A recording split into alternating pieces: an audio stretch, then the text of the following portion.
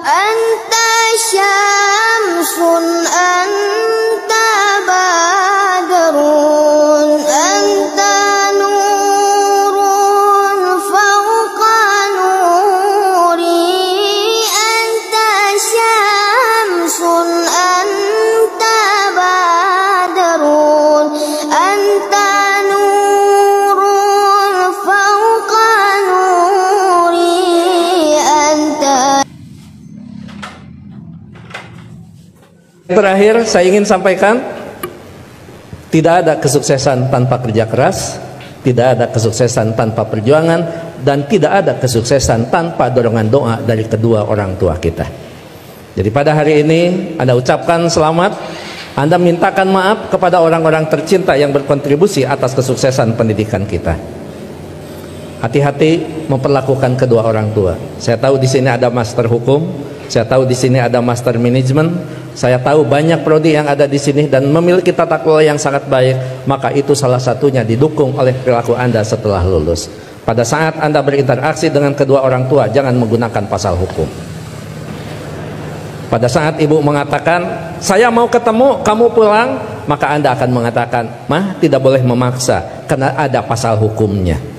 Nggak ada itu, tidak berlaku untuk kedua orang tua. Pada saat Anda diminta membantu kedua orang tua, Anda jangan menggunakan manajemen yang efektif. Tidak ada manajemen dalam hubungan dengan orang tua kecuali penghargaan, penghormatan, dan tempatan dia sebagai di tempat yang paling sempurna sebagai kedua orang tua kita.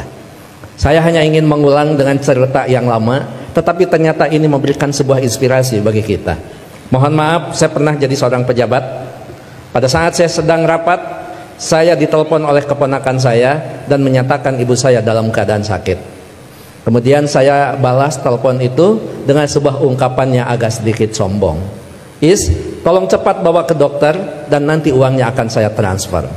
Ternyata ibu dari kejauhan menjawab kalimat saya dengan sebuah kalimat yang tegas. Enggak usah ditransfer, yang penting kita bisa ketemu.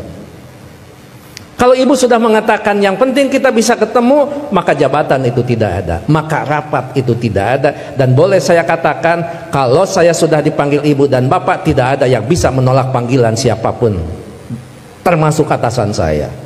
Kalau itu ibu dan bapak yang memanggil, kena yakin, kalaupun saya bisa memberikan sebuah alasan, Pak mohon maaf ibu saya dalam keadaan sakit, maka atasan saya akan memahami semua, karena mereka juga pernah dibesarkan dan memiliki rasa hormat kepada kedua orang tuanya.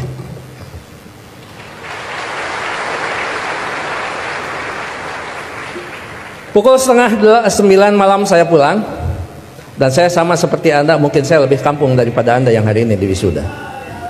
Saya tidak dilahirkan di tengah kota, saya dilahirkan di kaki Gunung Papandayan yang sekarang terkenal dengan tempat wisata Kawah Papandayan.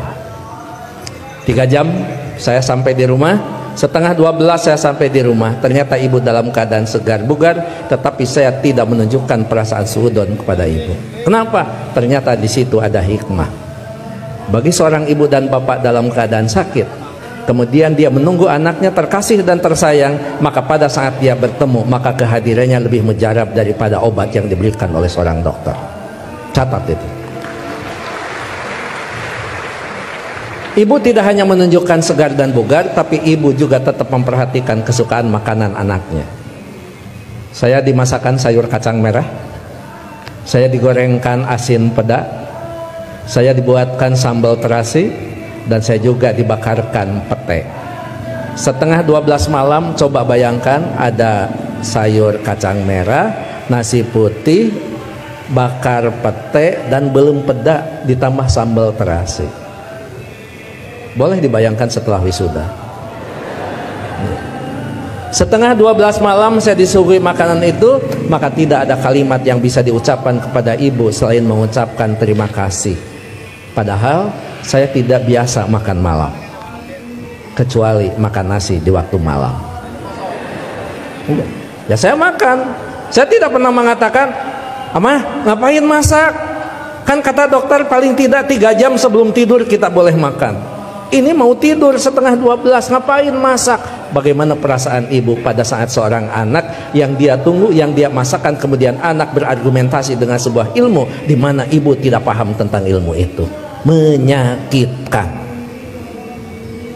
Iya, saya makan dan saya berdoa mudah-mudahan ini jadi obat.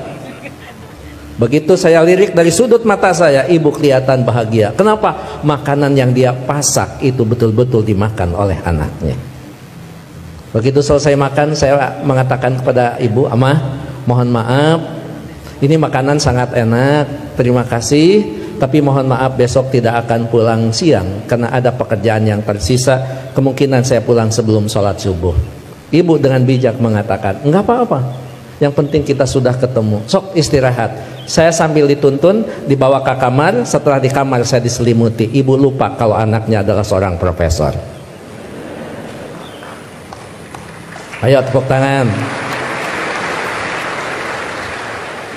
Itulah ibu. Jadi Anda mohon maaf baru juga ahli madya ya.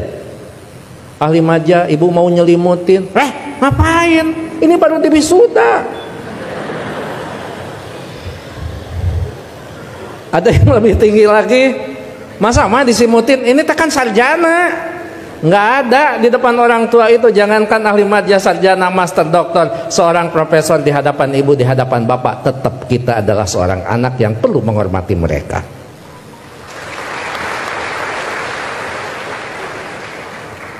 Yang paling indah dan paling membuat saya terharu, pada pukul 3 saya bangun, ternyata ibu sudah berdiri di samping saya sambil menepuk bahu saya. Cepat kamu bangun, jangan lupakan sholat sepertiga malam terakhir. Kenapa? Kamu bisa mendapatkan yang semua ini